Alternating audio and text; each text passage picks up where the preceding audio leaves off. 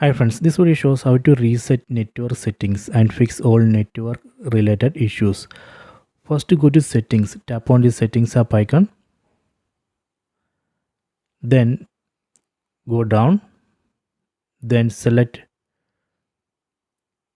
general management, tap on general management, then go down, then select reset,